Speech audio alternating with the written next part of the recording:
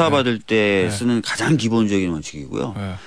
또 묵비에 대해서 얘기하면은 뭐 당당하지 못하냐 뭐 이런 얘기하시는데 그건 오히려 묵비권이라는 권리를 굉장히 폄훼하시는 것이고 네. 또 헌법적 의미나 이런 것들 제대로 이해 못하시는 부분일 수도 있고 또 뭐 검찰에서 시원하게 진술하고 나서 뭐 하는 게 법정 대응하기 편하지 않냐 이렇게 말씀하시는데 지금은 검찰 피신의 증거 능력이 경찰 작성 피신하고 똑같아졌어요. 없어진 건 그래서 무슨 검찰에서도 진술 다 열심히 하고 할 필요가 없습니다. 어차피 재판에서 다 다시 하는 거니까요. 네. 그러니까 검찰에서는 오히려 진술 안 하고 묵비권 행사하고 법정 가서 다투는 게 낫다 이런 취지의 조언을 하시겠다는 거군요. 아주 가장 일반적이고 가장 보편적인 방법 아니겠습니까?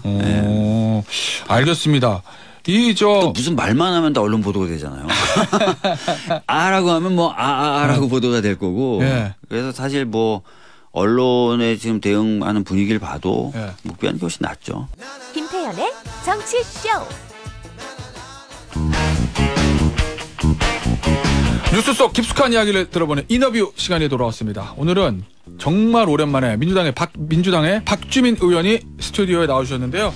대통령 순방 중간에 있었던 저 이란 관련 발언부터 이번 주에 있을 이재명 대표의 검찰 출석까지 여러 가지 얘기 좀 물어보도록 하겠습니다. 의원님 안녕하세요. 예, 안녕하십니까. 정말 오랜만입니다. 네. 네, 저희가 이 7시로 옮기기 전에 9시 시절부터 저희 인터뷰에 자주 응해 주시고 자주 출연해 주시고 또 고정 출연까지 해주셨던 예. 저에게는 아주 고마운 분이라는 말씀을 드리면서 예. 명절 잘 보내셨어요? 명절 추워서 어디 가지도 못하고 예. 또 5살짜리 꼬마 아이가 있어가지고 예. 쉬는 게 아니죠. 아이 봐야 되니까요. 예. 예. 저 명절 때 은평이시잖아요, 지역구가. 네. 지역구 시장도 한번 쭉 도셨을 거 아니에요. 네, 명절 그러니까 연휴 시작되기 전에 네. 뭐 시장 돌고 또 의정 보고서 배포하면서 많은 분들 만났습니다. 뭘 하시든가요, 시장 나가니까. 시장 다니면 이제 요즘 경기가 네. 너무 안 좋다. 맞아요. 뭐 이런 얘기 하시는 분들도 계셨어요. 코로나19 때보다 더 어렵다. 오. 특히 이제 그 대출을 많이 받으셨잖아요. 코로나19 때. 그 상한 기한이 이제 2월 달에 돌아오는데 아, 그렇구나. 최근에 이제 금리 인상, 물가 인상 등으로 어려운 상황에서 과연 갚을 수 있을까? 네. 뭔가 좀 획기적인 대책이 필요하다. 이런 얘기들을 많이 하셨습니다. 예. 그 정부의 쓴소리나 민주당의 쓴소리라는 목소리는 없었어요? 뭐 전반적으로 정치권에 대해서 그렇죠. 이렇게 뭐 하는 거냐 이런 민생이 얘기. 어렵고 네. 힘든데 뚜렷하게 대책이 없는 것 같다. 이런 네. 얘기들을 많이 하셨죠. 네. 예. 알겠습니다.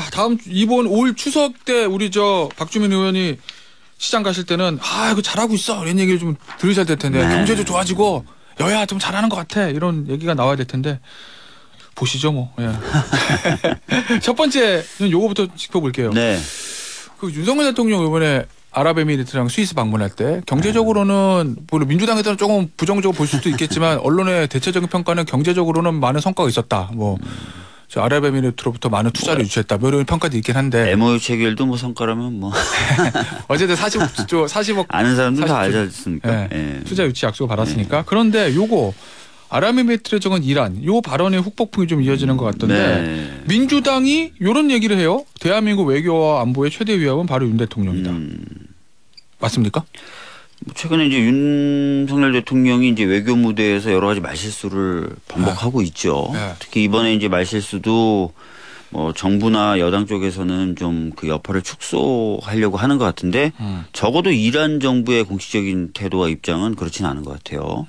계속해서 문제 제기를 하고 있는 것 같고. 뭐 어제 이란 외무부 반응 보니까 아직은 불충분하다. 그렇죠. 그런 거예요. 뭔가 이제 해명은 하는 것 같지만 불충분하다라는 입장을 보였다는 거예요. 이거는 초반에 이제 정부에서 설명한 것처럼 충분히 설득했기 때문에 납득할 것이다. 이거하고 좀 다른 반응이죠. 네. 그래서 지금 확실히 요 상황이 어떻게 갈지를 계속해서 좀 지켜봐야 되는 그런 분위기인 것 같습니다. 네. 근데 지금 국민의힘은 이런 얘기를 합니다. 국민의힘의 김미애 원내대변인 24일 발언을 보면 네. 더불어민주당의 매국적인 행태는 우리 정부에 부담을 주고 있다. 민주당은 도대체 어느 나라 정당이냐. 뭐 이런 뭐 매국적 행태라는 자극적인 표현을 쓰긴 했는데 아마 취지는 국익을 위해서 대통령의 이런 발언들에 대해서 이거를 굳이 국내에서 정쟁화시킨 게 맞냐 뭐 이런 취지인 것 같거든요. 이건 어떻게 생각하세요? 근데 외교적 실수가 계속 되는데 네. 실수하지 말라는 말도 하지 말아라. 그럼 뭐 어떡하라는 거예요? 그럼 계속 실수하게 내버려두고 실수해도 잘한다고 박수 쳐주고 이런 게 국익에 과연 도움이 될까요? 그러다 더 큰 실수하면 어떻게 되는 거죠? 야당의 역할은 네. 정부와 여당이 잘못하는 것을 지적을 해서 예. 그 부분을 시정하고 다시 그런 일을 못하게 하는 역할이죠. 예. 근데 이런 것조차도 하지 말라고 하면서 정작 달라지는 모습은 하나도 안 보여주고 예. 오히려 그런 정부와 여당의 태도가 계속된 실수를 낳고 있는 원인 아닐까 이렇게 보고 있습니다. 그러면 박주민 의원 보시기에는 대통령 해외 순방 때마다 자그마한 어떤 이런 얘기들이 가끔 자주 나오잖아요. 예전 바이든 네. 뭐 날리면 이것도 그렇고. 작지 않죠. 뭐 어찌 됐건. 예. 네. 이란 이것도 작다고 자꾸 얘기하시는데 작지 않아요. 왜냐하면 이 윤석열 대통령의 발언에 따르면은 우리 그 부대원이 가 있는 아크 부대의 성격도 달라지는 거예요. 우리 아크 부대가 이란을 적으로 상정하고 가 있는 부대가 아니잖아요. 저기 아랍에미레이트 특전사 훈련시키러 가요. 거기 가면 그냥 교육 또 국방에 대한 협력 그다음에 더 나가서 보면은 중동 지역에 살고 있는 우리 한국 교민들의 안전을 위해서 갔는데 아크 부대의 역할이 그럼 바뀌게 될 수도 있는 거지 않습니까? 그러니까 이게 작은 문제가 아니라니까요. 예. 그리고 지금까지 보면은 이란에 대한 뭐 석유 대금이나 이런 것들 우리 아시다시피 8조 정도 안 주고 있는데 대외적으로 또 이란에 대해서 그렇게 얘기하고 있어 왔잖아요. 우리가 안 주고 싶어서 안 주는 게 아니다. 미국 때문에. 근데 지금 보면 이란을 적으로 생각한다는데 그럼 이란 입장에서는 그럼 너희들이 안 주고 싶어서 안 줬던 거구나. 이렇게 해석이 되는 거고 결과적으로 굉장히 좀 복잡한 문제들을 낳을 수 있는데 이걸 자꾸 작은 문제다. 작은 문제인데 트집 잡는 거다. 이게 저는 결코 정부와 여당의 앞날을 위해서 좋지 않다. 잘못된 건 잘못됐다고 말해줘야 돼요. 그럼 이거 어떻게 해결하는 게 맞다고 보세요? 적어도 지금 정부가 물밑에서 뭐 얘기하고 있다는데 이 정도는 아닌 것 같고요. 외교부나 이런 쪽에서 공식적으로 좀 입장을 표명하는 것도 필요하다고 봅니다. 그리고 아시다시피 여당에서 국회에 차관 나왔을 때 그거 맞는 말 했는데 왜 그래? 이래서 결국 차관이 맞습니다. 이렇게 윤석열 대통령이 얘기했던 그 UAE에 적은 이란 이걸 시인하는 발언을 또 하게 만들잖아요. 이런 태도를 보면서 지금 이란이 정부가 좀 적절한 태도를 갖고 있다라고 생각하기 어려우니까 적어도 이런 태도들은 좀 자제가 돼야 되겠죠. 알겠습니다. 자, 민주당 얘기 좀 해보죠.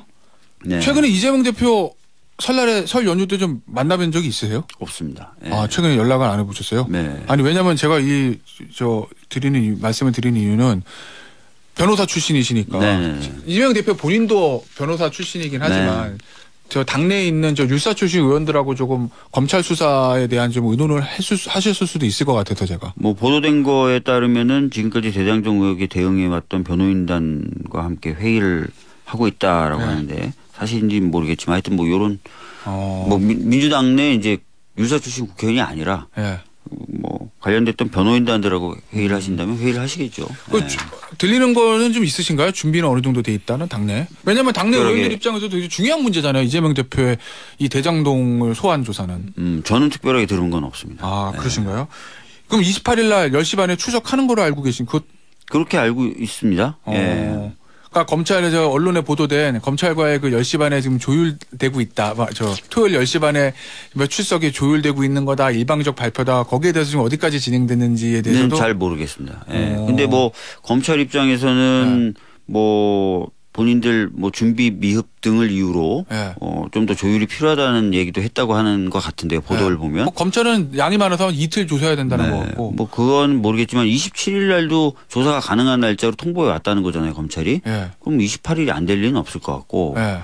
보통 조사를 해보면서 이제 추가 출석 여부를 결정하지 뭐 추가 출석 여부를 미리 다 정해놓고 거기에 맞춰서 조사하지는 않지 않습니까? 뭐 그렇긴 하죠. 그래서 뭐 28일 날 조사가 이루어지면 되지 않을까 싶습니다. 최근에 설 연휴 직전에 이재명 대표의 공소장은 아니고 저 김만배 일당 거기에 대한 부패방지법 위반에 대한 공소장 그게 국회 법사위 통해서 공개된 거 이건 어떻게 보세요? 민주당 당 지도부 차원에서는 굉장히 강하게 반발하던데. 뭐 의원님 개인적으로는 어떤 생각이시죠? 최근에는 이제 법사위 의원들이 요청하면 공소장이 전달돼 왔던 경우들이 있죠. 아마 법사위 쪽으로 전달이 됐던 것 같은데. 법무부를 통해서. 법무부는 그렇게 얘기합니다. 법사위 중에서도 여당인지 야당인지 좀 봐야 될 것 같고요. 잘 아시다시피 뭐 야당이 요청하면 뭐 제대로 안 나오는 경우도 많거든요. 여당이 요청하면은 뭐 빨리빨리 나오고 제때 나오고 이런 건데 뭐 그런 과정에서의 어떤 정치적 의도 뭐 있을 수 있다라고 볼 수도 있겠죠. 민주당 지도부 입장에서. 의원님 개인적으로는 어떻게 보시나요? 모르겠습니다. 뭐 공소장 제가 직접 보진 못했어요. 네. 그래서 공소장 기재 내용과 함께 포함해서 보는 게 정확한 판단을 할 수 있을 것 같아요. 네. 뭐 법사위에서 달라 그러면 줘왔었으니까 뭐 준 거 자체가 뭐 특별히 이상이 있다고 보기는 어려울 수도 있겠죠. 아, 절차적인 부분에 대해서. 네. 네. 알겠습니다. 근데 그 공소장 보면 이게 아마 민주당의 저 대변인단도 강하게 좀 반발하는 논평을 낸 게 네. 단순히 그냥 평범한 공소장이 아니고 이재명 대표가 김만배 공소장에 146번 등장한다는 거고 이 대표가 대장동 지분 약속을 받고 직접 사업을 승인했다. 뭐 이런 내용이 들어가 있어서 그게 만약에 사실이라면 이재명 대표도 굉장히 불리한 내용이잖아요. 그렇겠죠. 네. 그래서 아마 강하게 반발하는 것 같은데 언론 보도를 통해서 어떤 내용이 있는지는 좀 보셨을 거 아니에요. 네, 좀 봤습니다. 그걸 어떻게 보세요? 아직 뭐 수사가 완결된 건 공소장에 아니지만. 적혀 있는 내용이 다 사실이냐? 그건 아니다. 뭐 변호사 출신이시니까 저만큼 또는 저보다 더 잘 아실 거고. 뭐 그건 그렇죠. 예. 최근에 보도된 여러 가지 정황들 보면은 소위 말하는 대장동 일당이라고 불리는 사람들끼리의 진술도 서로 엇갈리잖아요. 네. 특히 주된 행위자라고 할 수 있고 지금 여기 지분 약속에 있어서도 주체가 될 수밖에 없는 김만배라는 사람의 진술과 예. 나머지 사람들의 진술이 전혀 다르죠. 예. 그런데 반면에 김만배 씨의 진술을 꺾을 만한 예. 즉 다른 사람들의 진술을 뒷받침할 만한 물증은 아직 안 나온 것 같아요. 심지어 최근에 이제 뉴스타파라는 매체를 통해서 공개된 녹취록에도 그런 내용은 안 담겨 있죠. 정황 녹취록이요? 네, 정황 녹취록. 그래서 과연 무슨 증거를 가지고 이렇게 공소장을 구성했느냐 이런 부분은 저도 상당히 의문이고 이건 아마 이제 재판 과정에서 결국 이제 기소를 할 거로 보여지니까요. 네. 재판 과정에서 될 텐데 진술이 이렇게 안 맞고 또 범죄 혐의도 아시다시피 처음에 배임이었다가 네. 뇌물이었다가 정치자금이었다가 다시 배임과 뇌물로 가는 이런 흐름이 일반적이지 않잖아요. 과연 이제 재판 과정에서 어떤 것들을 들이미냐 거의 아마 없지 않을까. 그래서 이제 이 수사나 네. 또 지금 현재 이루어지고 있는 공소장 공개 이런 부분이 좀 정치적 의미를 담고 있는 것 아닌가라고 보는 거죠. 네. 만약에 이재명 대표가 요 수사 대응 관련해서 박주민 의원한테 변호사니까 조언을 좀 해달라고 하면 어떻게 조언하시겠어요? 저는 기본적으로 묵비하라고 말씀드릴 것 같아요. 묵비? 예. 오, 그럼 계속 이제 예전에 제 기억에 아마 한명숙 전 총리도 그랬고 이제 조국 전 장관도 묵비권 행사했다. 아니 근데 꼭 정치적인 사건에만 묵비하는 건 아니고요. 아이고, 그렇긴 아시다시피 한데. 묵비가 기본입니다. 권리긴 예, 하죠. 수사받을 때 네. 쓰는 가장 기본적인 원칙이고요. 네.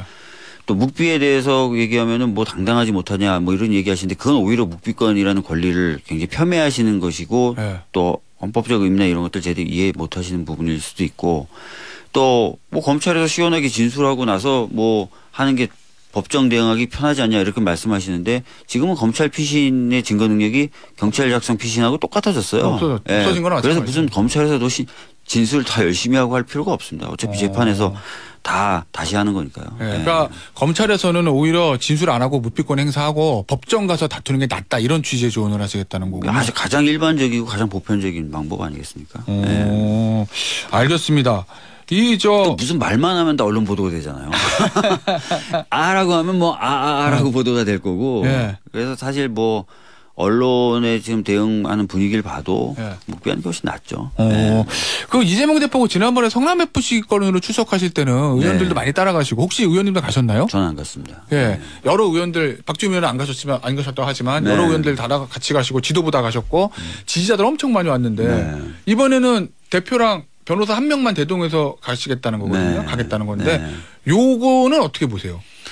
기본적으로 두 가지 입장인 것 같아요. 네. 첫 번째는 이제 당무를 해야 되고 당이 역할을 해야 된다는 이유로 평일 출석 안 하고 이제 주말 출석하시는 거지 않습니까? 예. 그런데 이제 의원들 많이 가면 이제 일 누가 하냐 이라는 얘기가 당연히 나올 수도 있겠죠. 네. 상반된다 그런 주장에 그렇게 하나 있을 수 있겠고 두 번째는 이제 당당하게 이제 임하고 당당해서 가는 건데 의원들 이제 많이 가니까 또 혹자들은 또 일부 언론들은 당당하지 못하니까 저런 거 아니냐라고 또 많이 얘기하잖아요. 그러니까 이게 참 어려운 일인데요.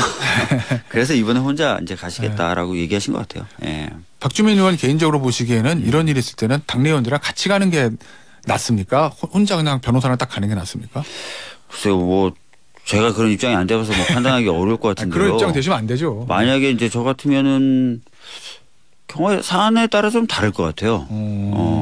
근데 하여튼 혼자 가도 상관없고 저는 뭐 여러 명이 자발적으로 가겠다 그러면 가는 것도 뭐 있을 수 있는 일이라고 생각합니다. 네. 예. 알겠습니다. 이게 근데 이재명 대표의 개인의 문제가 아니라 결국 이제 당 대표이고 차기 유력한 대선 주자기 때문에 네. 민주당과 좀 같이 엮여 들어가는 부분이 있는데 네. 어쨌든 조사 끝나면 대부분 검찰이 뭐 영장을 청구하기까지는 모르겠으나 기소는 할 거다라는 것이 지배적이잖아요. 그런 관측들이. 기소 안 할 거면 이렇게 하겠습니까? 네, 그러니까요. 네. 그러면 계속 기소 후에 다음 총선 때까지 재판 일정 계속 있고 그때마다 계속 보도될 거고 당이 전체적으로 여기에 휩쓸려 들어갈 수밖에 없다라는 걱정하시는 분들이 있는데 당은 이거 어떻게 대응해야 된다고 보세요? 향후에? 지금 현재 검찰 수사는 누가 봐도 이제 정치적인 의도가 명백한 수사로 보여져요. 네. 그렇기 때문에 당에서 이런 검찰의 수사와 기소에 대해서 강하게 대응하자라는 것에 대해서 반대하고 있는 사람은 없습니다. 강하게 대응하자는 취지는 어떤 취지인 거죠? 뭐 비판할 건 비판하고 네. 평가할 건 평가하고 네. 이러면서 대응하자는 뜻이겠죠. 네. 알겠습니다. 만약입니다. 검찰이 구속영장 치고 체포동의안 국회에 올리면 그것도 뭐 단일 대우로 해서 부결? 현재 상황만 놓고 보면 그러지 않을까 싶어요. 그러니까 이거를 뭐 당론으로 그렇게 하자라고 결정할 필요도 없이 네. 현재 진행되고 있는 수사, 아까 네. 제가 좀 수사의 이상한 점들에 대해서 말씀을 드렸지 않습니까? 네. 그런 부분만 놓고 봐도 그럴 가능성이 매우 높다 이렇게 말씀드립니다. 일각에서는 아니 수사 계속 재판 길어지면 당이 같이 사법 리스크에 휩쓸리는 거 아니야라는 그런 우려? 뭐 그걸 뭐 바라는 사람도 있을 거고 정파에 따라서는 그럴 텐데 그 걱정 이런 거에 대해서 어떻게 생각하시나요? 사법 리스크라는 거 지금 대표가 수사받는 거 자체가 사법 리스크는 아닌 것 같고요. 네. 수사를 받는다는 이유로 또는 받기 때문에 당이 해야 될 일을 못하면 그게 이제 사법 리스크가 될 텐데 네. 지금 뭐 대표도 그렇고 저희 당 의원도 그렇고 좀 뭔가 네. 국민들의 삶의 개선을 위해서 확실한 것들을 해 나가야 된다는 결의가 굉장히 높거든요. 네. 그래서 제가 말씀드린 의미의 사법 리스크는 아마 없지 않을까 이렇게 생각됩니다. 근데 의원님 그런 얘기들 하잖아요. 사실 지금 윤석열 대통령 지지율이 예. 좋은 건 아니거든요. 집권 이제 아직 만 1년이 되지 않았는데 네네. 아주 안 좋죠. 네, 사실 아주 안 좋은 겁니다. 네. 뭐 30%, 20%대 후반, 네. 30% 한 30 초반 뭐 이러니까 지금은 제가 최근 얼마인지 모르겠는데 그럼 그런 상황이라면 제1야당의 당 지지율이나 이재명 대표 개인의 지지율이 확 뛰어야 되는데 그게 아니어서 그게 결국은 이 이재명 대표의 수사 때문에 그런 거 아니냐라는 관측들을 하기에 그래서 저는 제가 지난번 당대표 출마했을 때부터 계속해서 말씀드리는데요. 네. 그러니까 민주당이 과연 누구를 위한 정당이고 무엇을 위한 정당인가 좀 분명하게 보여줄 필요가 있고 네. 그다음에 시대하고 사회가 요구하는 바들을 해 나갈 필요가 있다. 그거를 못할 경우에는 우리가 지지율이 높아지거나 총선 승리를 장담하기 어렵다라고 말씀을 드렸거든요. 저는 지금 사실 그런 이유 때문에 저희 당 지지율이 안 나온다고 봐요. 아까 설민심 제가 잠깐 전해드렸는데 굉장히 힘들어하시고 어려워하십니다. 경제적 여건이라든지 이런 것들 때문에. 그럼 그런 부분을 타개할 수 있고 그런 부분들을 개선할 수 있는 뭔가 민주당만의 정책을 내세우고 그걸 중심으로 설득하고 또 그래서 국민들이 민주당 중심으로 모이고 이런 과정이 필요한데 최근에 보면 우리 당이 이제 그런 것들을 잘 못 내놓고 잘 못 싸워요. 그래서 저는 그런 역할들을 빨리 하고 찾아 나가는 것 그것을 통해서 이제 이 상황을 돌파해 나갈 수 있다라고 봅니다. 알겠습니다. 이재명 대표에게 하나만 더 여쭐게요. 네. 한 2개 정도 돼요. 나중에 이재명 대표를 모셔서 한번 여쭤보세요. 맨날 다른 의원들 나왔을 때 이재명 대표 어떻게 지내시냐 물어보지 마시고. 저희도 그러고 싶긴 한데 이재명 대표께서 인터뷰를 자주 안 하셔가지고 저희가. 이 철험회 모임에 참석하신다고 이재명 대표가 그렇게 보도가 됐던데 이게 어떻게 보면 이 당내 지지 세력 결집의 목적이다 이렇게 해석해도 될까요? 뭐 잘 아실지 모르겠지만 전 철험회가 아닙니다. 철험회 초선 모임이에요. 재선이시니까. 저는 운 좋게 재선 의원입니다. 자, 근데 이제 그 철험회 친구들하고는 제가 친해요. 근데 철험회가 이재명 대표님하고 이제 그 만나서 얘기를 나누려고 계속 노력했던 게 제가 알기로는 11월 달부터 그랬어요, 작년에. 왜냐하면은 이제 철험회가 생각하는 몇 가지 과제들이 있어요. 권력기관 개혁이라든지 또는 민생 관련돼서 몇 가지 좀 해야 된다고 생각하는 의제들이 있습니다. 그런 걸 당대표에게 전달하고 싶어 했었어요. 잡힌다 하더라고요. 근데 지금 잡힌 것 같아요. 제가 봤을 때. 단순히 우리가 수사를 앞두고 뭐 지지세 강화 이런 목적 아니다? 그런 건 아니죠. 자, 그러면 이건 어때요? 비명계 의원이라고 불리면 이원욱 의원, 뭐 김종민 의원들이 31일에 민주당의 길. 네. 요거 공식 출범한다는데 이거 왠지 좀 비명계 모임 같아가지고. 뭐 몇몇은 좀 비명계라고 분류되는 분들이시네요. 네, 그래서 이게 아마 이재명 대표의 이 사법 리스크에 대한 대안 마련하는 의도도 포함되어 있는 거 아니야? 뭐 이런 또 언론의 관측들이 있어서. 본인들이 그렇지 않다라고 여러 차례 지금 언론을 통해서 밝히고 있고요. 네. 제가 아는 바에 따라도 이 모임에 속해 있는 분들 중에 그 이재명 대표가 성남시청 출석했을 때 같이 갔던 의원들도 있습니다. 아, 네, 그렇습니까? 그래서 꼭 그렇게 보실 필요 없을 것 같아요. 네. 그럼 요건 어때요? 의원님도 얼마 전에 참석하셨던 민주주의 4.0. 요거는 친문 의원들의 싱크탱크로 좀 알려져 있었잖아요. 문재인 정부 때부터. 요 민주주의 4.0도 뭐 자주 했던 모임에 자주 열렸긴 했는데 이게 또 친문 포럼인 만큼 어떤 정치 결사체가 되는 거 아니냐 이런 관측. 민주주의 4.0은 이제 정책적 대안을 좀 만들어내는 단위로서 역할을 하려고 하는 모임이에요. 그래서 네. 최근에 관심을 가지고 있는 건 선거제도 개혁하고 네. 민생 관련된 대안 대책 이런 것들 관련해서 연속 토론을 하고 있죠. 뭐 네. 경제 상황 점검, 뭐 윤석열 정부의 경제 정책 평가, 그다음에 아까 말씀드렸던 대로 선거제도 어떻게 하는 것이 비례성을 네. 높이냐 뭐 이런 토론들 연속해서 하고 있습니다. 알겠습니다. 얘기 들어보니까 의원님의 말씀은 현재 이재명 대표에 대한 수사가 진행이 돼도 민주당은 일단은 단일 대우다. 네, 저는 그렇게 보고 있습니다. 알겠습니다. 선거제 얘기 좀 해보죠. 네. 야, 전면적 비례대표를 주장하셨다. 네. 그러면 본인 지역구도 없어지는 건데?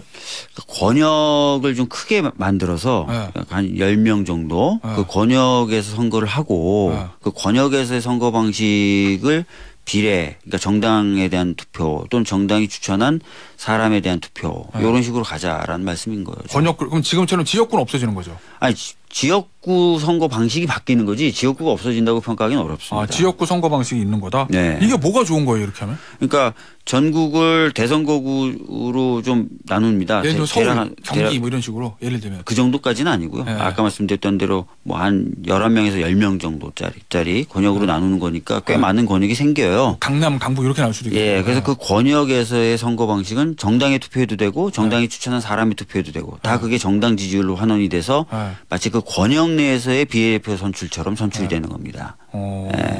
개방형 명부로 그렇게 되고 나머지 이제 253개 지역구는 그렇게 뽑고요. 나머지 이제 비례 의석 47개는 조정 의석으로 각 권역에서 아쉽게 떨어지는 사람들 석표율처럼 구제해 주는 거예요. 가장 좋은 이유는 사표가 거의 발생하지 않죠. 지금 소선거구제 하에서의 선거 방식은 대략 40% 중반대에서 40% 후반대에 사표를 발생시킵니다. 네. 그러니까 그 얘기는 거의 50% 가까운 국민들이 자기가 선택하거나 지지하는 국회의원을 가지지 못하는 네. 거죠. 그런 문제를 해결할 수 있고요. 두 번째는 이제 지역주의를 타파할 수 있습니다. 영남이라든지 이런 쪽에서 뭐 저희 당은 고전했었고 국민의힘 같은 경우 호남에서 고전했었는데 적어도 정당 지지율만큼의 의석 배분을 받기 때문에 각 권역에서 지역주의 타파로 나갈 수 있죠. 예. 이걸 다음 총선 때까지 실현하고 싶으신 건가요, 의원님? 저는 뭐 했으면 좋겠다라는 말씀 드려요. 특히 이제 우리 당의 허대만 동지 같은 경우 이 꿈을 이루기 위해서 정말 오랫동안 고생하다가 돌아가셨잖아요. 예. 그런 분들이 또 고생하라. 다다음 총선까지 기다려봐라.